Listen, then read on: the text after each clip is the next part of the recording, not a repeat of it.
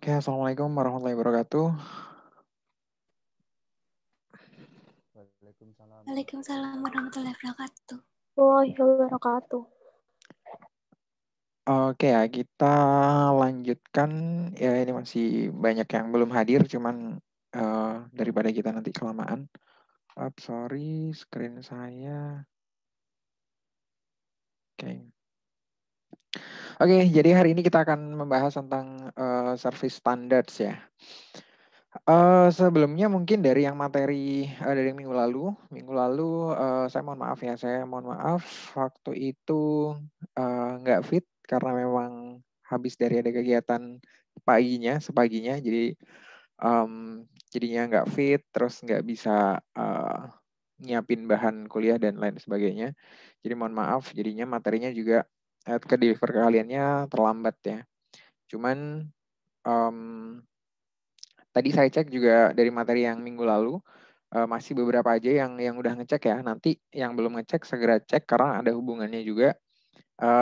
Di textbook yang kita pakai ini, PNZ Tamil ini, memang urut ya. Jadi secara kronologis dari awal sampai akhir itu yang dibahas nyambung semuanya gitu. Jadi kalau misalnya kita miss dari yang kita bahas di minggu lalu, nanti khawatirnya di pertemuan-pertemuan ke depan kita nggak bisa cukup dalam untuk bisa memahamin. Jadi nanti semuanya harus cek ya, apalagi nanti kalau misalnya untuk persiapan kuliah, persiapan ujian, karena ujian bakal tetap open book ya nanti ya, cuman kalian kan untuk bisa nyari ketika open book itu di buku bagian mana, di materi yang mana, penjelasan yang mana kalian bisa nambahin jawaban kalian dan segala macam. Ya kalian perlu ngerti materinya dengan baik gitu ya. Jadi nanti semuanya kalau misalnya ada materi yang ke-skip belum dicek, nanti dicek ya, segera dicek.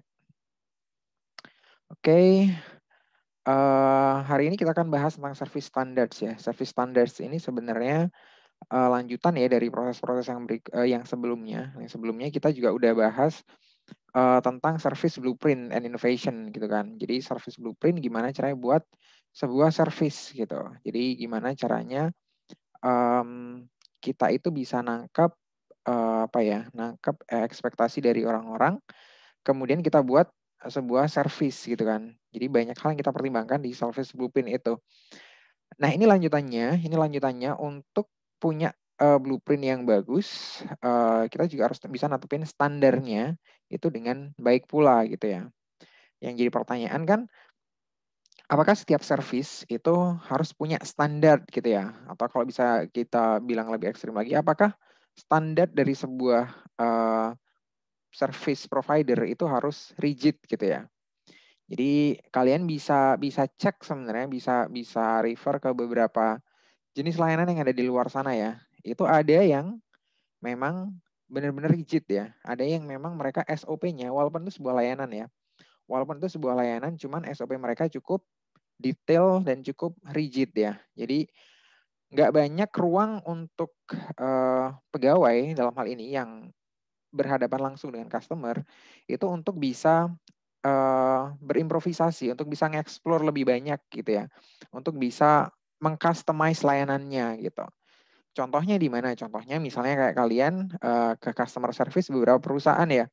Salah satunya misalnya perbankan gitu. Di perbankan sangat-sangat rigid ya kalau kita datang dari satpam ya, bayangin dari satpam, mereka udah punya standar layanan tertentu yang mungkin hampir di setiap cabang mereka itu standarnya sama ya. Jadi kita harus mempersilahkan, apalagi sekarang ditambah protokol kesehatan dan segala macam gitu kan.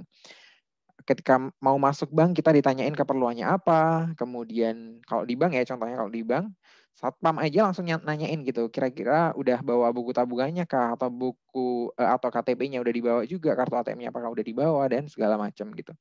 Jadi satpam sebagai salah satu SDM mereka yang sebagai di sini juga sebagai filter udah nanyain kayak gitu, dan itu pertanyaan yang berlaku umum ke semua orang juga gitu ya. Standarnya jelas, satpam ini harus nanyain kayak gitu, baik itu ke saya maupun ke orang lain ya, baik itu yang seperti nasabah atau mungkin seperti orang iseng gitu ya. Jadi semuanya tetap harus ditanyain seperti itu gitu ya. Kemudian kalau misalnya di bank, masih contoh di bank ya, kalau misalnya kita udah masuk pun dari satpam tadi, ketika misalnya keperluannya apa, dia biasanya juga ngasih kita nomor antrian gitu kan, ngambilin nomor antrian entah itu yang ke CS kan, entah itu ngarahin ke teller dan lain sebagainya. Dan kalau misalnya kita ke CS, sama ketika di CS pun sambutan dari CS itu udah diatur gitu ya. Mereka bagaimana menyambut customer gitu ya, bagaimana menyambut customer yang baru datang dengan salam apa yang diucapkan, kemudian berjabat tangannya dan segala macam, termasuk di layanannya, apalagi di layanannya gitu ya. Ketika tentang formulir dan lain sebagainya, semua itu terstandarisasi gitu ya. Nah, ketika di luar kita akan menjumpai banyak service yang model seperti bank gitu, dan banyak saya kira bank itu memang menjadi salah satu standar ya, jadi salah satu tolak ukur dari beberapa seperti instansi pemerintah, seperti akhirnya instansi-instansi yang lain, yang mereka juga akhirnya mengadaptasi model yang ada di bank gitu ya. Jadi mungkin nggak tahu ya kalian masih sempat experience atau enggak. Jadi kalau misalnya dulu yang servisnya emang seperti itu banget, yang CS banget, ya itu cuma di bank gitu ya. Sedangkan di tempat-tempat lain enggak. Tempat-tempat lain tuh kayak kantor biasa banget gitu ya. Kayak misalnya sekarang hampir setiap tempat itu sudah provide CS yang emang standarnya udah sangat baik ya. Di hampir setiap layanan, di telekomunikasi juga, kalau misalnya di gerai-gerai apa ya, kayak misalnya di Telkomsel, di Grapari, di Telkom dan lain sebagainya. Jadi semuanya sudah punya standar-standar yang udah rigid ya, bukan rigid ya, udah standar yang udah ketat gitu ya. Nah, balik tadi ke pertanyaan, apakah standar seperti ini itu mutlak perlu di semua jenis service gitu kan? Apakah semua jenis service harus memiliki level standar yang sama, yang sedemikian kompleks gitu ya, sedemikian mengikat? Jawabannya jelas enggak gitu ya, jelas enggak. Soalnya ya untuk service-service tertentu memang hal-hal tersebut diperlukan ya. Hanya saja di jenis service yang lain, apalagi service yang nge-serve orang yang mungkin jumlahnya lebih sedikit, misalnya orang service misalnya pesawat, jasa charter pesawat gitu, itu kan jasa transportasi mereka. Jasa transportasi tapi mereka akan mengcustomize layanan mereka gitu kan. Kira-kira penumpangnya ini yang pesan pesawat ini dari titik A ke titik B itu butuh apa aja, kira-kira ekspektasi dia terhadap layanan kita itu apa aja gitu kan ya. Jadi mungkin butuh makanan, jadi kita harus nyiapin makanannya, in-flight service-nya ya. Sebelum pesawatnya terbang kita harus nyiapin makanannya gitu. Kemudian pilotnya yang seperti apa, pramugarinya yang seperti apa, dan lain sebagainya. Jadi di jenis layanan yang lain ternyata banyak layanan itu yang customize gitu ya. Jadi nyesuaiin sama apa yang dipengen sama customer-nya gitu ya. Memang biasanya, ini saya bilang biasanya ya, karena memang kecenderungannya itu jenis-jenis service yang customize seperti ini adalah service yang menyasar segmen-segmen tingkat ekonomi yang menengah ke atas gitu ya. Karena memang untuk menyediakan service yang customize itu nggak murah gitu ya. Dan standar ini membantu perusahaan agar operasi di dalam sebuah perusahaan itu lebih efisien dan juga hemat biaya gitu ya, hemat waktu, hemat biaya dan lain sebagainya. Bahkan nanti kita akan mungkin sedikit bahas bahwa salah satu level standar yang paling advance yang saat ini kita punya, bukan kita punya ya, yang ada di masyarakat maksud saya, yang ada di lapangan itu adalah service yang dilakukan oleh teknologi ya. Service yang dilakukan oleh robot, baik itu robot program komputer atau mungkin robot yang secara fisik itu memang robot gitu ya. Jadi bahkan yang banyak service-service yang seperti itu, kalau misalnya kalian lihat di Cina ya, terutama di Cina sih mereka memang udah advance dalam hal teknologi dan implementasinya ke dalam dunia bisnis, seperti misalnya pelayan restoran yang bentuknya robot gitu ya. Kemudian juga ada room boy hotel yang bentuknya juga robot gitu ya. Jadi emang nganterin pesanan makanan, nganterin bagasi dan lain sebagainya ya ke kamar gitu kan, dari restoran ke kamar atau dari reception ke kamar gitu. Jadi banyak yang udah kayak gitu sekarang ya. Tujuannya memang untuk efisiensi ya. Jadi emang mereka ngurangin keterlibatan manusia biar itu tadi lebih cepat, lebih murah, dan sesuai dengan standar gitu ya. Robot lebih cenderung untuk patuh terhadap standar yang emang udah diprogram di dalam robot itu daripada manusia gitu ya. Manusia itu masih punya kemungkinan untuk melakukan kesalahan yang cukup tinggi ya, karena manusia itu juga bisa lupa, bisa ngantuk, dan hal-hal manusiawi lainnya lah ya. Salah satu faktor negatif ya, cuman sebenarnya di lain sisi faktor positifnya juga banyak gitu ya. Dan nggak semua orang, nggak semua customer sebenarnya suka ya dilayani sama robot gitu. Jadi nggak semua customer itu seneng ketika misalnya mereka ketemu dilayani sama robot gitu. Di titik tertentu mereka mungkin akan ngerasa ini canggih, keren gitu kan. Sekarang udah pakai robot, cuman robot juga memiliki keterbatasan gitu ya. Bayangkan ketika misalnya kalian ngechat di entah itu WhatsApp, entah itu di website tertentu, ada yang bisa kami bantu, biasanya di sudut kanan bawah gitu ya. Ada yang bisa kami bantu, CS akan siap menjawab pertanyaan Anda gitu. Kita udah ngetik pertanyaan ya, ternyata yang jawab bot gitu ya. Ternyata yang jawab bot, jadi jawabannya itu jawaban template gitu kan. Ya kita jadi ngerasanya kayak ngomong sama robot dan itu punya keterbatasan gitu. Ini nggak akan bisa nyelesain masalah saya dengan sangat clear gitu ya, karena dia seperti robot gitu ya. Seperti robot, jadi memang punya keterbatasan. Nah itu yang jadi salah satu tantangan juga bagi kita provider untuk bisa create standarnya. Jadi standarnya yang seperti apa? Apakah kita perlu nyediain robot semuanya untuk layanan kita? Apakah itu yang dipengen oleh customer? Kan belum tentu gitu ya. Oke. Oh ya, yang OCW-nya saya lupa ya, belum saya create. Ntar lagi kalau kuliah udah selesai langsung saya create, nanti langsung pada presentasi semuanya. Sorry banget. Kemudian kalau misalnya ada pertanyaan, seperti biasa ya. Kalau ini kan kita sesinya langsung, jadi langsung aja nanti kalau misalnya ada pertanyaan di sela-sela di kapanpun sebenarnya, kalau pertanyaan nggak harus nunggu materinya selesai ya. Nah ini tadi yang saya sebutin tentang standarisasi dan customize gitu ya. Apa ya? Kustomisasi ya. Bahasa Indonesia saya nggak ngerti ya customization ini. Jadi ada standardization dan di lain sisi ada customization yang tadi udah saya contohkan di awal gitu. Jadi standarisasi di sini ya, kalau menurut pengertian di sini usually implies a non-varying sequential process gitu ya. Jadi rangkaian proses yang kita buat itu kita udah buat gimana caranya itu bisa sama di proses yang satu dengan proses yang lain gitu ya. Sama kayak tadi misalnya di bank. Di bank satpam itu ketemu siapapun dia harus nanya yang seperti tadi saya sampaikan gitu ya. Mungkin kecuali nasabah yang udah sangat-sangat sering datang ke situ ya, atau nasabah premium misalnya contoh, mungkin akan mendapat perlakuan yang berbeda. Cuman pada umumnya, untuk nasabah pada umumnya akan mendapat perlakuan yang sama persis gitu ya. Ditanyain apa keperluannya, kemudian ditanyain udah bawa kelengkapannya apa belum gitu kan, dan lain sebagainya gitu ya. Jadi rangkaian proses yang seperti itu sama antara di proses satu, di proses yang dengan saya misalnya, dan di proses dengan orang B, orang C, dan orang D gitu ya. Itu akan sama.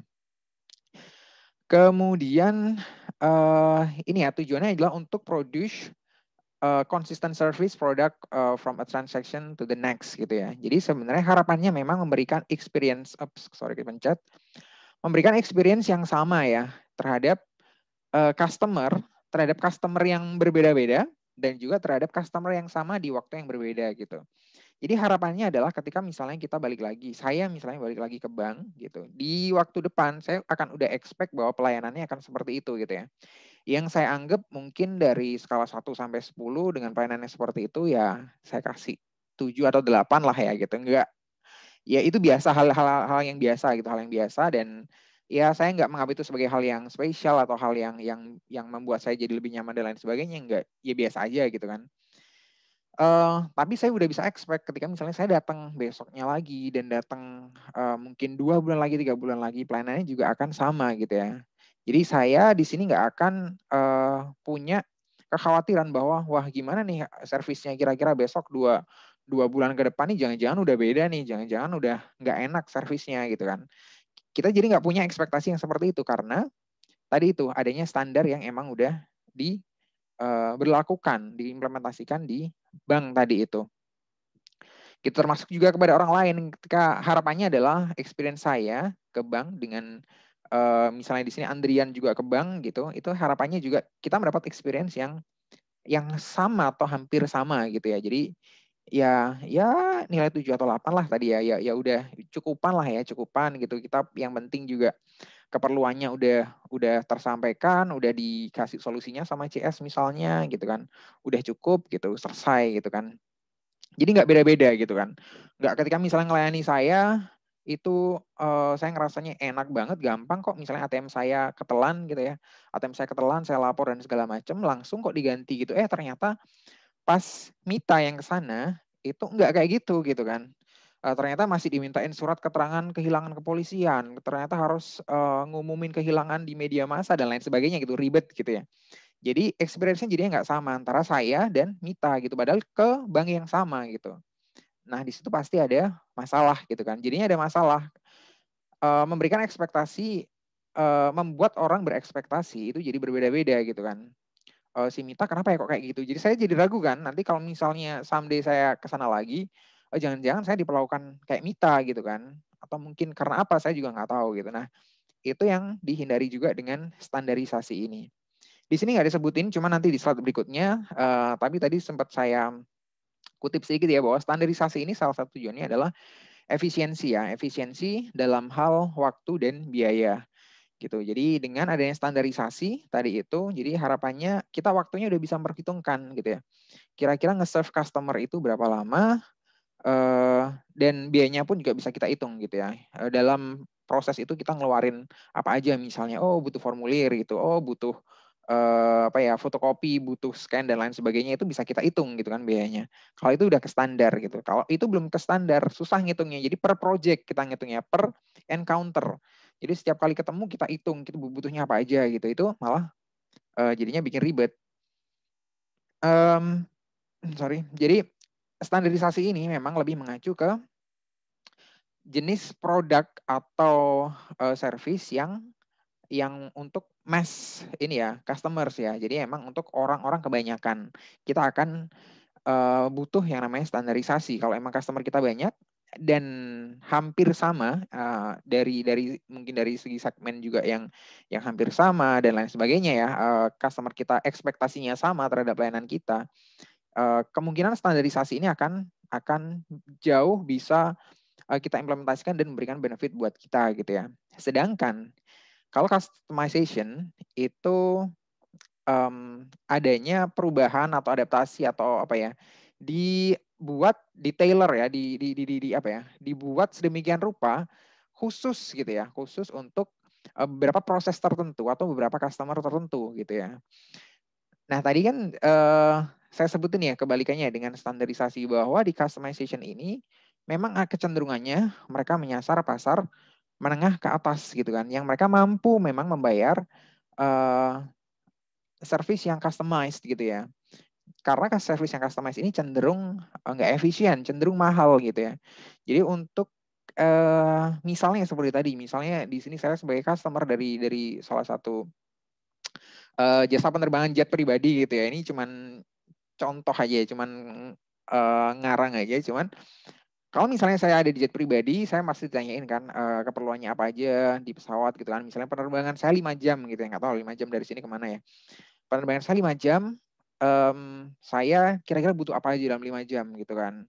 Dalam 5 jam, mungkin itu pas jam makan siang, perlu makan siang sepertinya atau disiapkan, atau mungkin sekedar snack gitu kan, sekedar dessert dan lain sebagainya. Itu mereka mungkin akan request informasi kita gitu ya. Jadi kira-kira apa yang dibutuhin gitu. Nah, untuk menyediakan kebutuhan yang sifatnya cuman sedikit ini dan baru nyariin itu kan nggak efisien ya.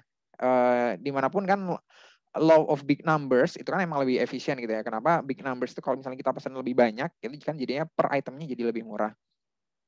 Sama ya seperti tadi, dari perusahaan penerbangan bakal mencari fasilitas-fasilitas tertentu atau barang-barang tertentu, tangibles tertentu untuk melengkapi servisnya dia gitu. Yang itu disesuaikan banget sama penumpangnya dan bisa jadi sangat besar kemungkinan bahwa itu jatuhnya jauh lebih mahal harganya dibandingkan dengan yang produk-produk terstandar tadi itu. Jadi di sini ada dua kutub ya, dua pole ya. Jadi standarisasi dan customization. Jadi di satu provider pun ini nggak menutup kemungkinan untuk bisa memberikan standarisasi dan customization ini secara bersamaan ya. Artinya bukan dalam satu service, tapi dalam service yang berbeda. Misalnya contoh, tadi sebenarnya saya udah contohin di bank ya. Kalau di bank mungkin saya customer yang biasa gitu ya. Customer yang ya cuman nabung kalau ada uangnya gitu kan. Maksudnya gitu, paling tabungan berapa sih gitu kan. Nilainya menengah ke bawah lah ya. Dibandingkan sama orang-orang yang mungkin apa ya, wirausahawan sukses gitu ya. Wirausahawan sukses misalnya emang konglomerat yang mereka tabungannya mungkin nilainya miliar itu ya. M-an lebih gitu lah. Nah, mereka mungkin akan mendapat perlakuan yang berbeda karena memang mungkin secara benefit juga mereka memberikan benefit yang berbeda buat perusahaan gitu ya. Mereka adalah customer yang lebih penting ya. Dari customer portfolio, mereka mungkin jumlahnya sedikit, tapi bisa jadi mereka yang lebih penting daripada customer yang lebih banyak gitu ya. Gitu ya. Dari nilai uangnya misalnya contoh, mereka bisa let's say uang dari mungkin 5 atau 10 orang konglomerat tadi itu kalau dihitung mungkin bisa sampai 50% atau mungkin 60% dari total tabungan dari orang-orang yang nabung di situ secara keseluruhan gitu. Jadinya mereka emang penting perannya. Jadi service ke mereka pun akhirnya juga customize gitu ya. Karena mereka emang aset bagi provider tersebut ya, bagi bank ya. Jangan sampai nasabah-nasabah ini tuh lari ke bank yang lain gitu kan ya. Kalau Maeda lari ke bank yang lain ya nggak masalah, mereka cuma kehilangan berapa gitu ya. Cuman kalau misalnya dari konglomerat tadi itu sampai lepas gitu ya, 1 orang 2 orang gitu, itu bakal signifikan banget bagi bank gitu ya. Makanya bank kemudian juga akan memperlakukan service yang berbeda ya, customize, kemudian langsung ketemu manajernya dan segala macam gitu ya kalau transaksi ya. Nggak kayak kita yang harus antri di antrian gitu kan, di antrian harus ngantri berbaris gitu dan atau mungkin pakai nomor antrian dan segala macam. Jadi di situ ya. Jadi memang standarisasi dan customization ini bisa jalan bareng gitu di sebuah service provider. Oke. Sampai sini dulu mungkin ada pertanyaan?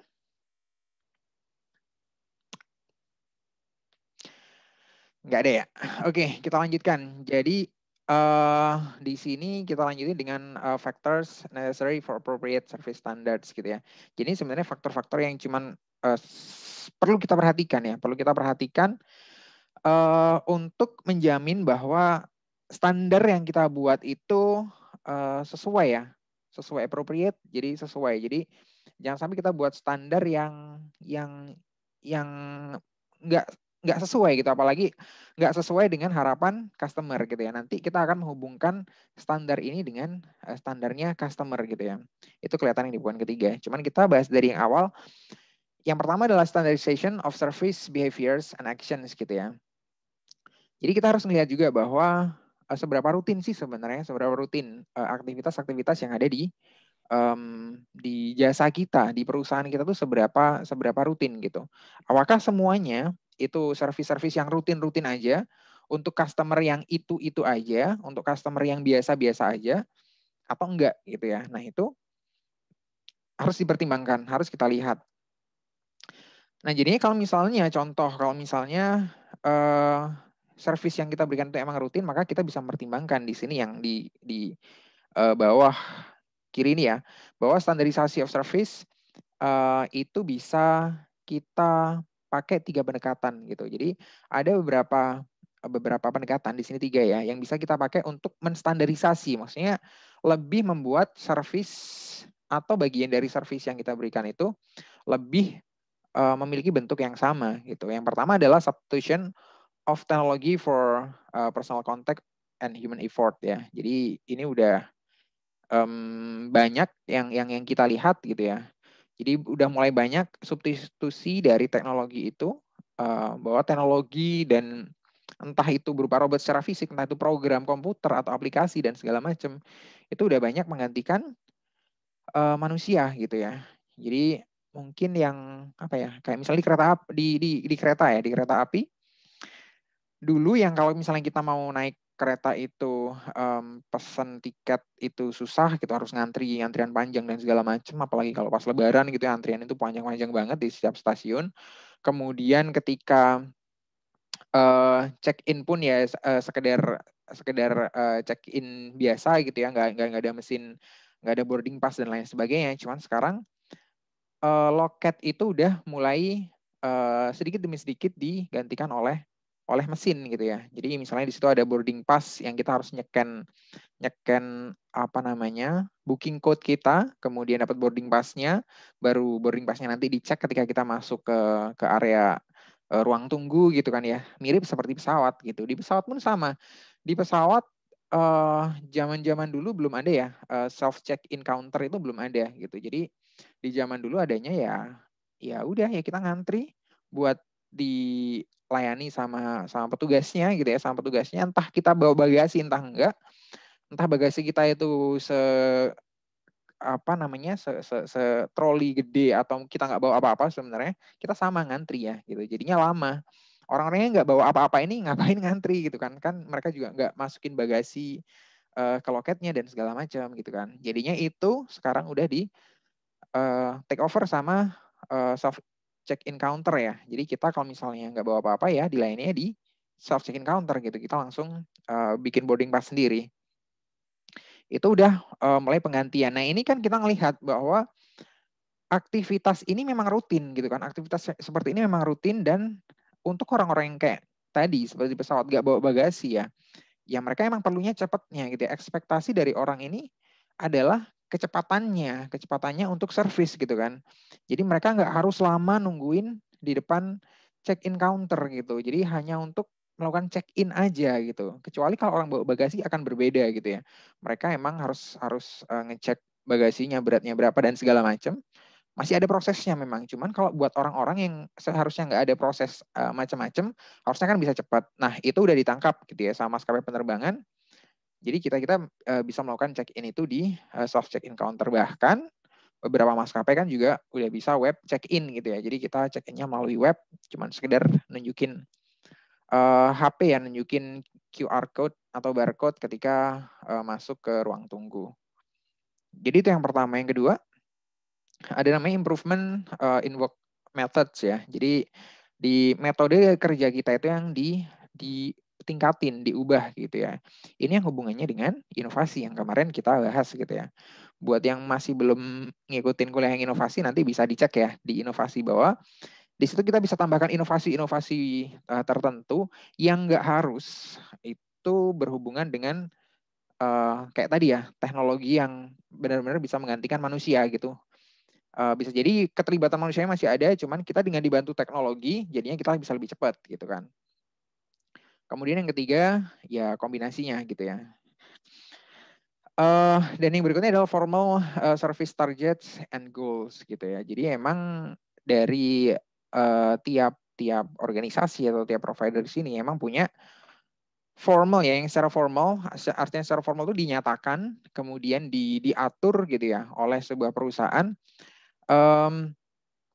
Service quality-nya seperti apa sih yang harus di deliver itu seperti apa gitu ya. Jadi kalau misalnya di yang tadi seperti saya sebutin, misalnya kayak di bank gitu ya, itu pasti udah formal banget gitu ya. Artinya formal ini kita nggak ngomong resmi nggak resminya bahasa komunikasi ya.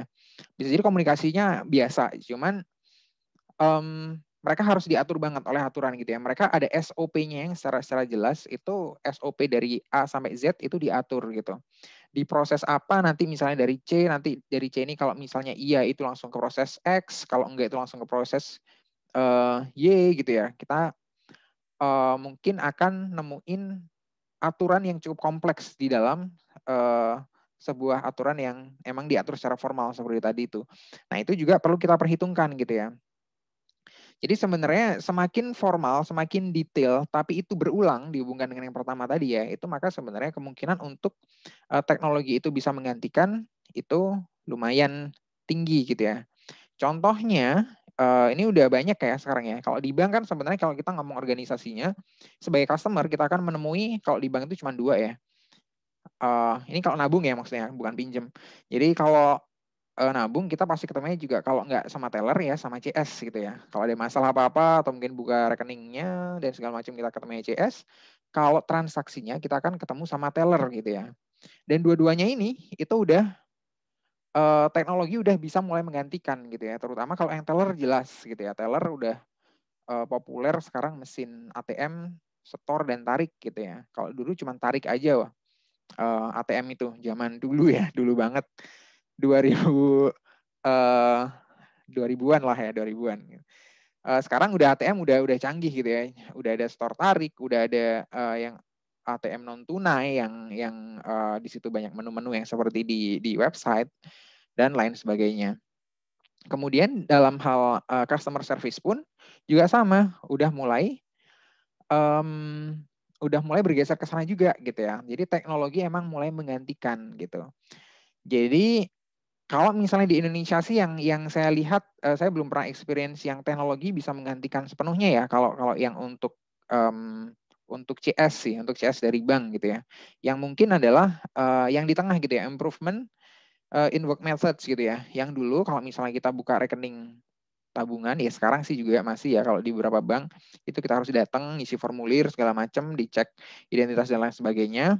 Ternyata ada layanan yang ngasih kemudahan seperti contohnya misalnya bank BTPN ya dengan Genius-nya dia, produk Genius ya, nama produknya Genius, saya yakin kalian banyak yang punya gitu ya. Mereka yang ngasih kemudahan buka rekening tabungan nggak usah datang ke banknya gitu ya. Bahkan kita nggak ngerti banknya ini di mana gitu kan, di kota kita misalnya. BTPN itu di mana, kita nggak pernah ke BTPN sama sekali, kita nggak pernah ketemu orangnya sama sekali, tapi kita bisa nabung di sana.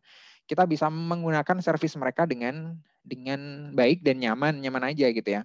Walaupun nggak ketemu orangnya gitu. Toh sebenarnya kita juga jujur kalau saya males gitu ya datang ke bank, aduh harus ngantri gitu ya. Kita kalau ke CS tuh udah ekspektasi saya tuh udah ngantri dan lama gitu ya. Jadi jarang banget baru datang langsung dilayani itu jarang banget gitu.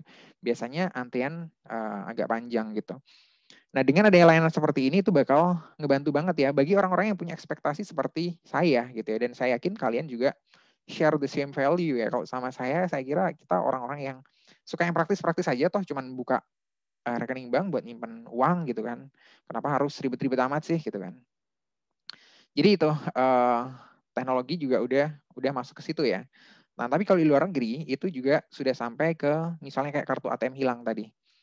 Sini sama sih ya, kalau kartu ATM hilang dilayani tapi kalau misalnya kita nelpon CS-nya itu akan dilayani oleh kantor pusatnya, oleh kantor pusat atau call center-nya dan dilayani oleh manusia gitu ya. Mungkin di awal-awal gitu ya untuk keperluan laporan kartuku hilang tekan 8 misalnya. Itu masih robot gitu. Tapi ujung-ujungnya nanti kita akan berbicara dengan customer service gitu kan. Nah, tapi bagi beberapa bank yang ada di luar negeri, yang di negara-negara maju, itu enggak, ya udah kita langsung semuanya service itu dengan bot gitu ya, dengan robot gitu. Jadi kita cuma dengerin robot merespon dari inputan kita gitu ya. Kita nginput apa, kartu hilang tadi, misalnya kartu hilang, kita milih kartu hilang, kemudian nanti dari menu-menu di situ nanti secara otomatis kartu kita diblokir dan secara otomatis nanti kartu yang baru akan dikirimkan ke alamat kita gitu ya. Jadi simple gitu, kita nggak ketemu manusia sama sekali gitu. Nah beda kalau misalnya yang di Indonesia kita memang masih apa ya, kalau dari laporan tadi kartu hilang ya nanti kartunya minta lagi di bank gitu ya, di CS lagi, ketemunya dengan CS lagi yang harus datang ke bank gitu. Cuman itu nggak melulu hubungannya dengan inovasi ya, nggak melulu ternyata di Indonesia tuh kurang maju ya gitu, ketinggalan inovasinya gitu kan. Ya enggak ya, kalau kita dibilang ketinggalan, saya saja yang bukan orang bank bisa ngomong kayak gini gitu kan, bisa ngerti kalau di luar negeri itu layanannya itu seperti itu gitu kan. Apalagi orang bank, mereka pasti udah riset sejauh itu ya, produk-produk yang baru seperti apa. Cuman ada satu hal lagi yang perlu diperhatikan, yaitu adalah regulasi gitu. Jadi selain keliaran kita dalam berinovasi, kita bisa inovasi apapun. Cuman ada satu hal yang emang batasi kita, namanya regulasi ya. Dari pemerintah itu kayak gimana, kita harus pahamin juga gitu ya. Tentu itu jadi jadi challenge buat kita. Nah, kemudian yang terakhir adalah di sini yang perlu kita perhatikan banget adalah standarnya siapa sih gitu ya. Jadi kalau kita buat standar ini, standar versinya siapa gitu. Versinya saya sebagai provider, misalnya saya punya usaha tertentu, usaha servis gitu ya. Usaha servis yang gampang, misalnya saya punya jasa cuci mobil gitu. Saya punya jasa cuci mobil, nah standarnya ini itu kan saya bisa nentuin ya. Pada umumnya saya emang udah nentuin. Ketika saya build a business untuk pertama kali, saya akan ngeset standar-standarnya, mungkin yang berlaku umum, SOP-nya, gimana para pegawai saya nanti itu masuk gitu ya, masuk jam berapa, pulang jam berapa, kemudian nanti apa yang harus pertama kali dilakukan, ngeset alatnya mungkin pertama kali, ngerapiin dan lain sebagainya. Nanti kalau ada customer datang juga harus kayak gimana gitu ya. Cuman itu versi saya gitu ya. Yang jadi tantangan di sini adalah apakah versi yang saya punya tadi itu bakal dipersepsikan atau diterima dengan baik oleh customer gitu ya. Jadi mungkin buat kita bagus gitu ya. Kita udah ngatur segala macam ini, mungkin harapan kita adalah bagus, tapi ternyata bisa jadi customer atau mayoritas customer itu nangkepnya itu nggak nyaman gitu. Justru ada beberapa hal yang seperti kita ketika bahas inovasi atau blueprint di beberapa minggu yang lalu, di beberapa pertemuan yang lalu, ada beberapa inovasi yang kita buat itu justru malah membuat customer itu nggak nyaman gitu ya, Dek. Nah, standar yang seperti ini yang perlu kita hindarin gitu ya. Kita emang niatnya buat standar biar di satu sisi buat customer itu nyaman, di lain sisi adalah biar biar kerjaan kita tuh bisa dikontrol, kemudian bisa efisien, dan akhirnya kita hemat dari sisi cost juga gitu ya. Contohnya tadi kalau cuci mobil, sabunnya harus pakainya takaran segini, kemudian airnya juga nyalanya nggak boleh lebih dari berapa menit setiap mobil dan lain sebagainya. Misalnya itu diatur ya, saya nggak ngerti di bisnis cuci mobil, cuman itu contoh aja. Cuman pemilik cuci mobil pasti udah punya standar itu. Cuman ya itu tadi yang jadi pertanyaan, apakah customer akan nangkep layanan yang seperti itu tadi, yang dengan standar-standar yang udah dibuat itu bakal buat mereka nyaman gitu ya. Jawabannya belum tentu. Nah, kemudian di sini kita lanjutkan ya di types of customer defined service standards gitu. Jadi mulai bagian ini ke depan kita akan membahas tentang customer defined service standards gitu ya.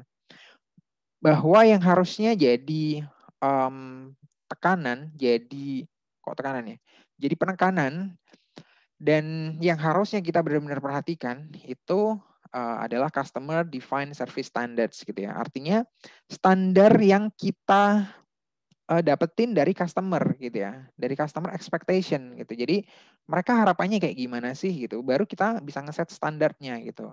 Contohnya tadi misalnya dicuci mobil gitu ya, mereka harapannya sebenarnya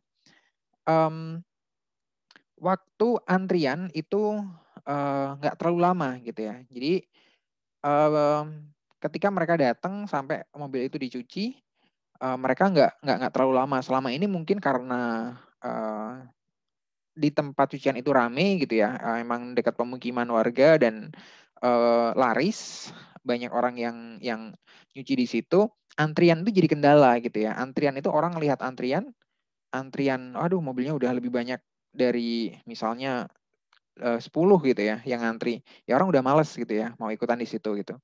Nah, dengan hal-hal yang seperti ini kita bisa membuat standar yang baru terhadap pelayanan gitu ya. Nah, standar yang baru yang kayak gimana sih? Yang tadi ya, balik ke yang awal tadi, entah kita pakai teknologi atau kita pakai improvement di prosesnya kita gitu, atau kita pakai keduanya gitu ya. Yang pakai teknologi, contohnya kayak gimana? Ya kita siapkan, misalnya contohnya lane khusus ya, jalur khusus buat buat mobil yang emang mau pengen cepat gitu ya, pengen cepat, cuman emang secara kualitas mungkin nggak sebersih yang biasanya gitu ya. Jadi ada lane yang buat manual yang dicuci biasa ya pakai apa namanya itu hidrolis itu ke atas gitu dicuci, di lap dan lain sebagainya. Ada yang langsung masuk apa ya mesin yang saya nggak tahu yang muter-muter itu ya mesin cuci itu ya. Ada yang masuk situ langsung dibilas dibersihin gitu ya.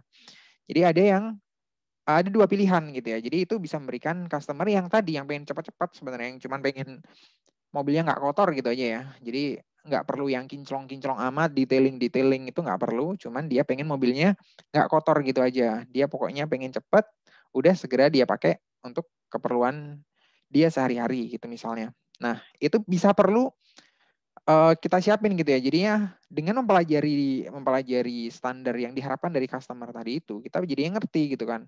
Apa yang perlu kita provide di sini.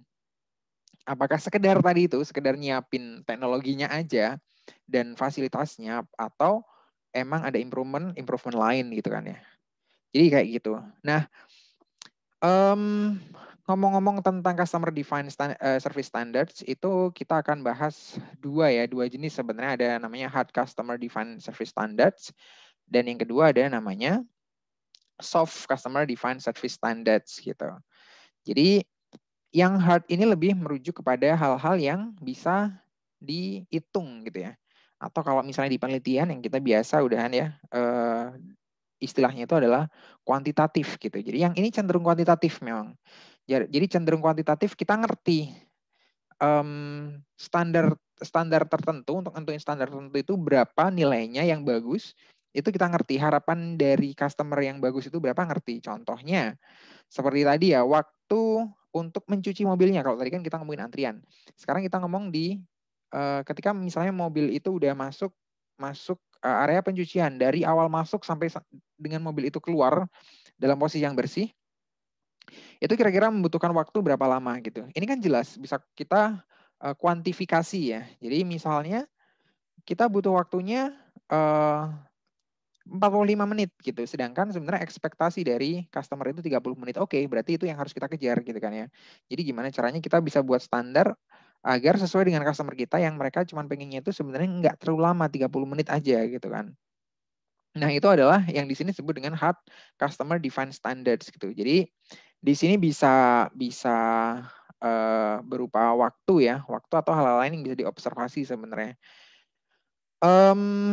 Ini termasuk jumlah gitu ya, termasuk kan hal yang bisa itu termasuk jumlah. Kayak misalnya di sini contoh berapa persen berapa persen misalnya dari fasilitas kita, misalnya kalau kita hotel itu yang sudah yang kamarnya sudah menggunakan fasilitas-fasilitas tertentu misalnya yang ada di kamar mandi gitu ya. Jadi entah fasilitas apalah ya gitu. Jadi berapa persen itu jadi target kita gitu kan.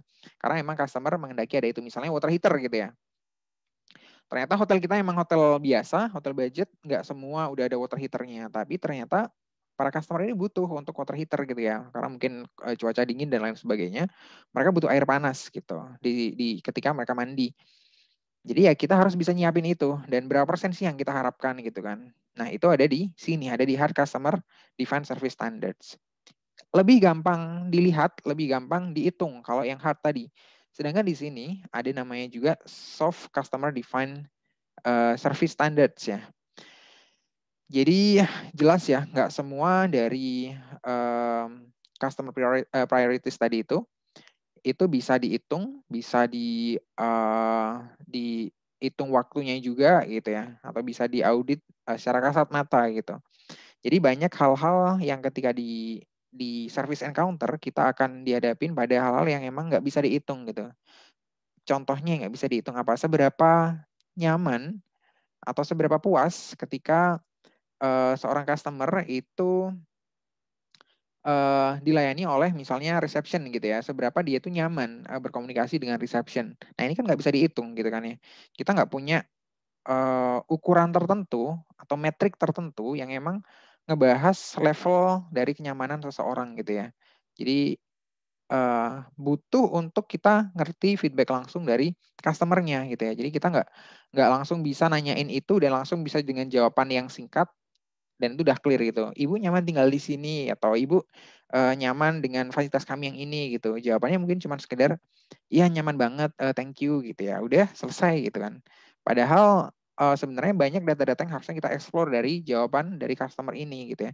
Kalau nyaman, seberapa nyaman sebenarnya gitu. Apakah sekedar nyaman mungkin nilainya 6,5, 7 gitu ya. Atau nyaman banget dia itu excited banget sebenarnya sampai level 9 gitu misalnya. Angkanya 9. Jadi itu yang sebenarnya kita harapin gitu ya. Cuman ketika kita dapat feedback cuman sekedar feedback singkat seperti itu maka nggak bisa kita tangkap informasinya secara clear gitu ya. Jadi di sini nih contohnya ya, contoh beberapa soft customer defined service standards itu yang rata-rata sebenarnya itu memang berhubungan dengan person to person interactions gitu ya. Karena emang person to person inilah jadinya susah di kuantifikasi seperti tadi ya. Jadi itu lebih misalnya kalau misalnya kita punya experience dengan dengan pelayanan dari room boy-nya seperti apa gitu ya, atau dari restoran dari pelayannya seperti apa gitu. Itu kan akan susah dijelaskan dengan angka tertentu gitu ya. Dan kita nggak bisa nanyain gitu langsung misalnya ke customer berapa nilai Anda gitu kan, juga nggak semudah itu. Makanya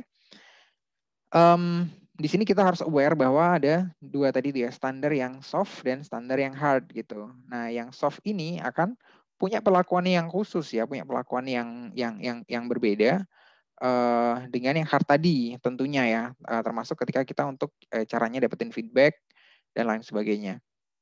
Jadi cuma contoh yang di sini mungkin di General Electric ya, ini paling bawah ini General Electric itu adalah interpersonal skills of operators, misalnya take ownership of the call, kemudian follow through with promises made gitu ya. Gimana sebenarnya mereka itu CS-nya misalnya ya, atau operatornya ketika mereka ngasih janji ya Bu, ini segera kita kerjain dan segala macam. Apakah emang seperti itu yang service yang di-deliver oleh mereka atau enggak? Itu kan kita nggak bisa ngitung gitu ya, nggak bisa ditentukan dengan angka.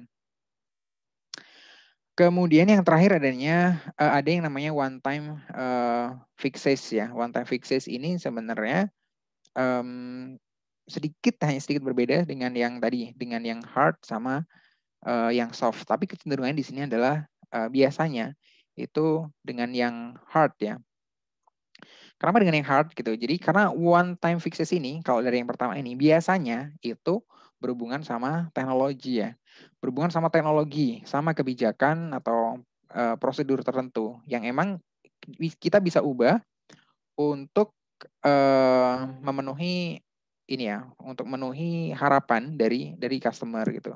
Jadi one time fixes ini artinya udah kita kasih sesuatu, kita ngubah sesuatu dan itu udah gitu ya. Dan itu udah punya impact ke customer gitu.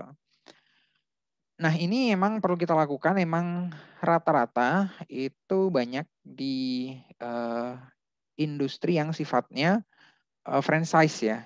Artinya franchise itu sebenarnya operator kita di bawah, operator ya kalau kita sebagai franchiser ya. Franchisee kita itu adalah pihak yang berbeda dengan kita gitu ya. Jadi antara yang punya merek sama yang menggunakan merek untuk ikutan jualan gitu ya. Contoh apa ya? McDonald's gitu lah ya. McDonald's yang punya merek di Amerika gitu kan. Yang punya merek di Amerika, yang di Indonesia sini tuh hanya jalanin gitu ya. Hanya menjalankan operasional yang ada di sini. Sedangkan merek dan segala macam, SOP dan segala macam itu yang punya adalah Amerika gitu ya. Sedangkan yang di sini di Indonesia Sosro itu ya sekedar ngelakuin SOP-nya gitu ya. Jadi contohnya kalau secara fisik contohnya ada perubahan logo misalnya, ada perubahan logo M McDonald dari M jadi MD gitu misalnya. Ya di sini pun juga harus berubah gitu kan. Di sini juga harus berubah. Kemudian ada prosedur tertentu gitu ya. Yang kemarin misalnya secara internasional ada prosedur penyiapan makanan dan lain sebagainya gitu. Itu berubah ya semua harus ngikutin gitu kan ya. Nah, one time fixes ini dianggap perlu untuk perubahan-perubahan tadi ya di level operator itu karena memang sebisa mungkin ketika terjadi perubahan dari sentral itu cukup ngubah aja dari prinsipal ya, cukup ngubah dan selesai. dan udah itu bisa memberikan impact konsumen, daripada kita harus contohnya kita harus ketika ada perubahan kita harus manggil orang-orangnya, manggil orang-orang yang bahwa kita akan ngenalin nih akan ada sistem baru dan lain sebagainya. Kemudian kita melakukan training kepada pegawai baru gitu kan. Lalu mungkin ada alat baru juga gitu kan yang kita melakukan sampai gitu banget. Jadi kita butuh proses yang sangat panjang gitu. Nah, one time fixes ini biasanya singkat gitu ya. Udah cukup langsung diganti apanya, udah kasih standar yang baru yang langsung bisa diaplikasikan oleh masing-masing operator, selesai gitu ya. Nah, biasanya di sini one time fixes itu biasanya yang terakhir ini adalah sering dilakukan ya atau sering dipenuhi, sering dijalankan menggunakan solusi dari teknologi ya. Jadi yang teknologi-teknologi baru yang biasanya langsung diaplikasikan di level operator tadi itu. Jadi ini yang dibuat dari prinsipal dari kantor pusatnya. Jadi itu aja ya. Jadi itu aja yang tadi itu. Ini bagian yang terakhir sebenarnya. Mungkin yang ini saya cuma sebutin cepat aja ya karena udah lumayan lama. Yang di bagian ini sebenarnya development of customer defined service standards gitu ya. Jadi kita pas 2 pertemuan sebelum ini itu udah bahas tentang gimana cara kita buat blueprint ya. Buat blueprint artinya buat desain dari sebuah service. Dari sebuah layanan yang kita mau buat gitu ya. Jadi kita sebagai provider pengen buat layanannya kayak gimana gitu ya. Apa yang kira-kira diharapkan oleh customer gitu kan. Apa yang kira-kira mereka bakal anggap itu jadi hal yang bagus atau bisa membuat mereka delighted dan lain sebagainya gitu. Nah, standar sebagaimana tadi yang di depan ya, ini menjamin bahwa tadi proses-prosesnya itu bisa dijalankan sesuai dengan apa yang kita udah tentuin gitu ya. Kita udah ngerti tadi apa harapannya customer misalnya, kemudian dari harapan-harapan customer itu kita kumpulin ya, kita kumpulin datanya. Ini secara garis besar ya.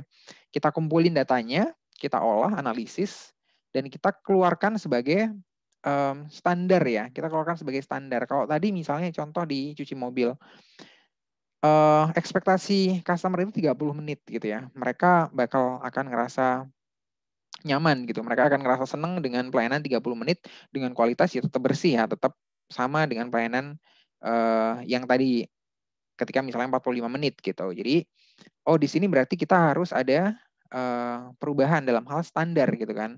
Harus ada improvement di sini. Dalam hal standarnya kira-kira apa yang bisa kita improve gitu ya.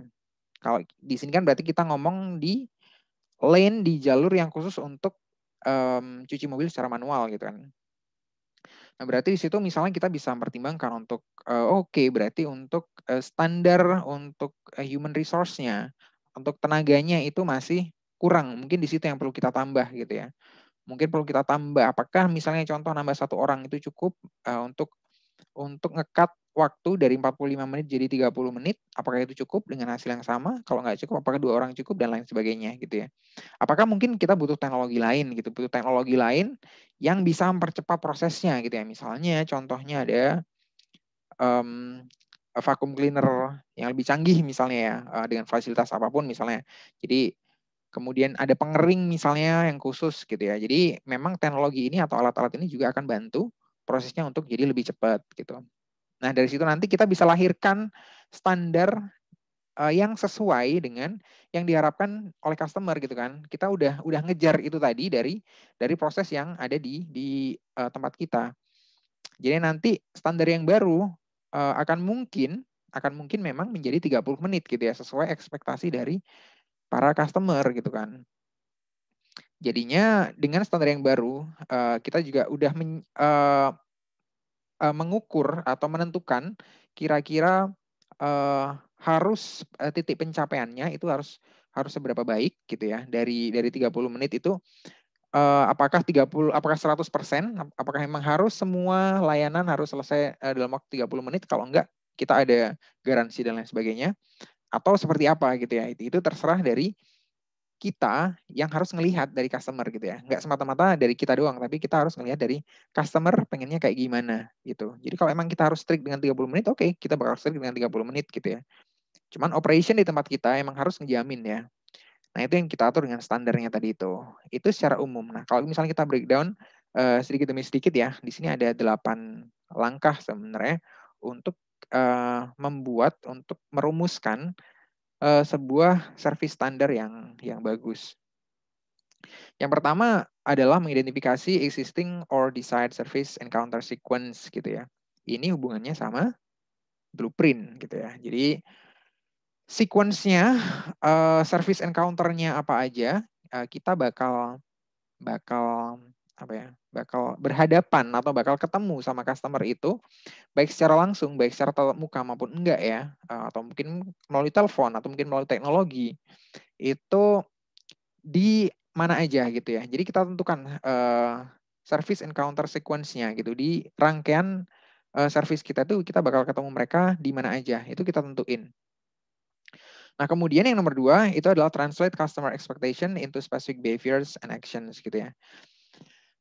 Jadi di sini yang tadi saya sebutin kalau di cuci mobil ya, jadi memang jadi ekspektasi dari customer tadi itu ya kita terjemahkan ya, kita tuangkan itu menjadi behaviors atau menjadi sikap atau kebiasaan kalau di sini ya, berarti atau action lah, lebih pasnya action dari kita sebagai provider itu untuk mencapai standar tertentu tersebut gitu ya. Jadi ada action dari kita harusnya gitu. Kemudian yang ketiga ada namanya determine appropriate standards gitu ya.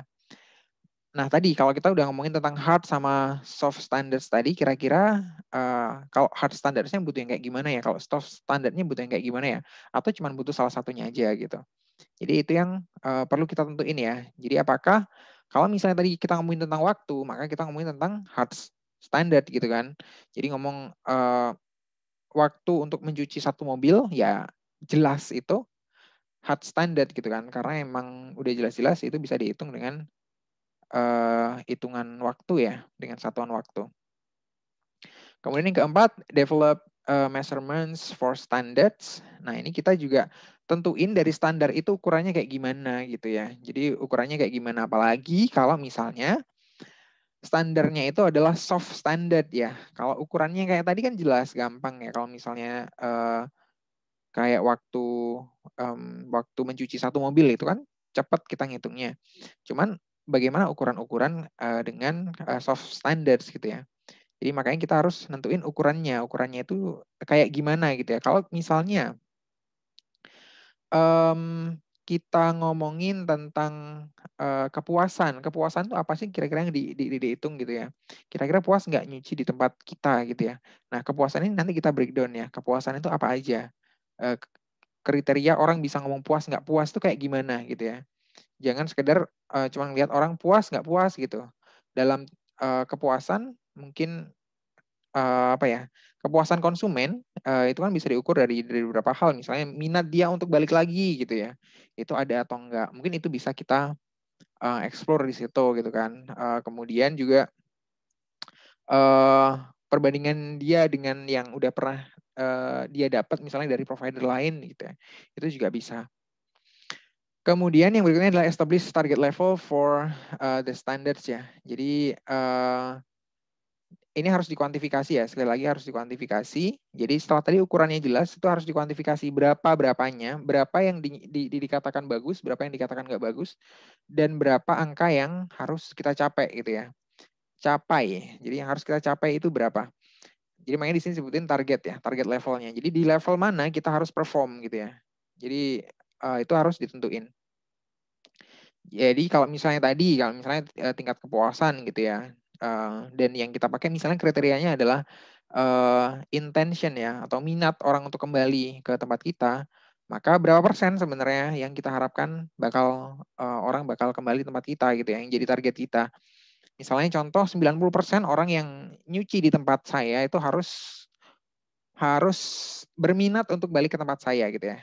Ya walaupun mereka mungkin nggak balik ya, cuman at least ketika nerima servis saya pada waktu itu, mereka punya keinginan untuk balik karena ngerasa puas gitu ya. Oh, di sini nyaman, di sini enak, cepat, saya bakal balik ke sini gitu ya. Gitu. Jadi seperti itu. Jadi harus jelas. Kemudian yang nomor 6 adalah track measures against standards ya.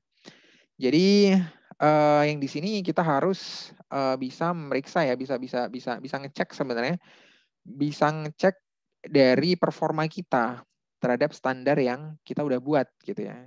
Ya, kalau tadi kan kita lagi ngerumusin dari misalnya tadi ya jumlah yang orang yang bakal pengen ke tempat kita misalnya 90%. Ya kita cek datanya, apa iya sih orang-orang ini bakal pengen balik ke tempat saya dan seberapa banyak orang yang pengen balik dari orang-orang yang kita tanyain gitu ya, atau dari total customer kita. Ternyata yang pengen balik cuman 70% gitu ya. Berarti kita masih di bawah standar yang kita tentuin gitu kan. Kalau ekspektasi dari customer harusnya idealnya kan memang mereka ketika berada di service encounter tertentu ya harapannya mereka juga bakal bisa balik situ lagi gitu kan ya. Jadi kalau misalnya mereka sampai nggak pengen balik ke sana lagi, berarti ada faktor-faktor tertentu ya. Di faktor-faktor tertentu di luar keterbatasan itu yang harusnya kita lihat gitu ya. Jadi sebenarnya orang ini rumahnya dekat gitu ya. Ada orang nyuci di tempat kita, sebenarnya rumahnya dekat dengan tempat kita dan nggak ada cucian lain di dekat kita yang lebih dekat dari dia misalnya. Yang lainnya udah agak jauh-jauh gitu ya, misalnya 5 kilo, 6 kilo dan segala macam. Dan kita jaraknya cuma 1 kilo gitu. Tapi seorang customer ini nggak mau balik lagi ke tempat kita gitu kan. Dan di sini berarti ada masalah gitu. Nah masalah itu yang harus kita explore gitu kan. Jangan-jangan ada beberapa orang yang punya pendapat yang sama gitu. Nah kalau orang deket aja nggak bisa kita capture pasarnya, apalagi yang pasar yang jauh gitu kan. Kemudian yang nomor 7 itu provide feedback about performance to employees gitu ya. Ini berhubungan sama yang kita bahas di sesi sebelumnya yang kemarin di innovation bahwa employees itu pegawai-pegawai dari sebuah service provider itu ya mukanya perusahaan gitu ya. Jadi kita bahkan bisa menjudge ya, dan banyak yang melakukan seperti itu kan, kita makhluk penjudge gitu ya. Kita bahkan mungkin ya beberapa kali melakukan judgement terhadap service tertentu hanya karena behavior dari salah satu atau beberapa orang pegawainya gitu ya. Saya yakin hampir di setiap kita pernah melakukan hal tersebut ya, termasuk saya pernah banget gitu kan. Servisnya gini banget nih, ini udahlah kata sumpah serapah dan lain-lain sebagainya, ngumpat-ngumpat segala macam gitu kan. Nggak bener nih kayak gini, servis kayak gini nih, perusahaan apaan kayak gini nih. Padahal sebenarnya kayak gitu cuma 1 orang 2 orang gitu ya. Cuman itulah keunikannya servis ya, itulah keunikannya servis. Maka kita harus bisa menjamin bahwa tiap employee yang ada di tempat kita itu bisa menjadi wajah perusahaan kita itu di performa yang terbaik gitu ya. Makanya dengan standar ini, dengan standar yang udah kita buat, kan standar itu posisi idealnya harus seperti ini gitu. Makanya kita harus mastiin bahwa pegawai tadi itu harus mengikuti standarnya gitu ya. Jadi jangan sampai kalau misalnya standar kita, contohnya standar kita kalau di perhotelan misalnya, berpakaian rapi gitu ya, sesuai dengan jadwal, misalnya seragamnya harus seperti ini, harus disetrika dengan rapi, penampilan harus bersih gitu ya, harus bersih, kemudian rambut harus ditata dengan rapi juga dan segala macam. Ternyata ada beberapa orang yang tidak bisa mengikuti standar tersebut gitu ya. Padahal mungkin hotel kita hotel untuk customer menengah ke atas yang perhatikan hal-hal kayak gitu-gitu. Mereka nggak suka kalau misalnya dilayani dengan orang yang agak awut-awutan gitu, yang bajunya aja kusut-kusut, kumal gitu. Mereka mungkin nggak mau gitu ya. Jadi itu harus kita pastiin bahwa pegawai-pegawai yang ada di tempat kita itu, kita bisa monitor mereka dengan baik dan mereka bisa mengikuti standarnya dengan baik. Dan yang terakhir sebenarnya adalah kita lakuin update-nya ya. Update itu ya kita lakuin dari proses yang nomor 1 itu tadi secara berkala gitu. Jadi jangan berpuas kalau misalnya kita udah punya standarnya saat ini, ya udah gitu, kita udah punya standarnya, udah selesai gitu. Enggak seperti itu. Kita masih butuh untuk ngelakuin update ya. Karena update ini balik ke pertemuan kita yang awal-awal bahwa customer expectation itu dinamis gitu. Mereka bisa berubah-ubah ekspektasinya karena banyak hal. Salah satunya karena competition juga ya. Karena emang bisnis landscape yang ada saat ini yang emang bisnisnya inovatif gitu kan.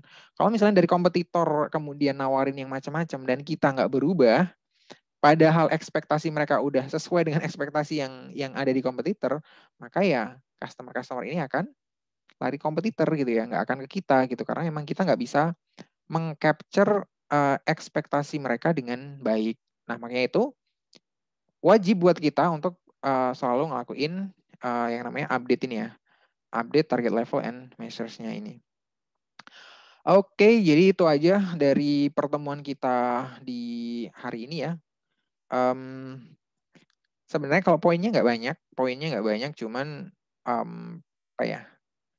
Cuman panjang-panjang sih, cuman penjelasannya panjang-panjang emang, tapi poinnya nggak banyak. Tadi kan kita cuman jelasin gimana atau standar apa yang seharusnya kita pakai. Yang di sini udah dijelasin ya bahwa itu adalah yang dari customer gitu kan, yang customer focus gitu, yang kita emang ngelihat dari ekspektasi dari customer itu baru kita buat standarnya gitu, nggak standar yang kita buat sendiri, yang kita karang-karang sendiri gitu, atau kita sekedar nyontek dari provider-provider lain gitu ya. Misalnya kita beranggapan bahwa di provider lain di luar negeri misalnya wah keren banget bisa nyediain service seperti itu. Kemudian secara mentah-mentah itu kita bawa ke Indonesia, ya belum tentu works juga gitu ya, karena customer-nya beda gitu. Customer-nya mungkin di sana orang yang lebih melek teknologi, orang yang lebih suka dilayani dengan teknologi mungkin. Nah, sedangkan orang-orang di sini enggak. Kalau misalnya nggak ketemu sama customer service-nya itu kayak nggak lega gitu ya, kayak masih ada yang kurang gitu. Nah, itu mungkin juga harus kita capture ya, harus kita pahamin. Kemudian yang terakhir tadi juga gimana caranya kita ngembangin standar-standar yang kita punya itu untuk ya tadi ya, untuk selalu appropriate, untuk selalu relevan juga gitu. Makanya kita harus melakukan update. Sebenarnya cuma itu aja yang kita pelajarin ya. Jadi cuman emang di dalamnya ada beberapa detail yang emang harus kita perhatiin sih. Oke, silakan kalau misalnya ada pertanyaan.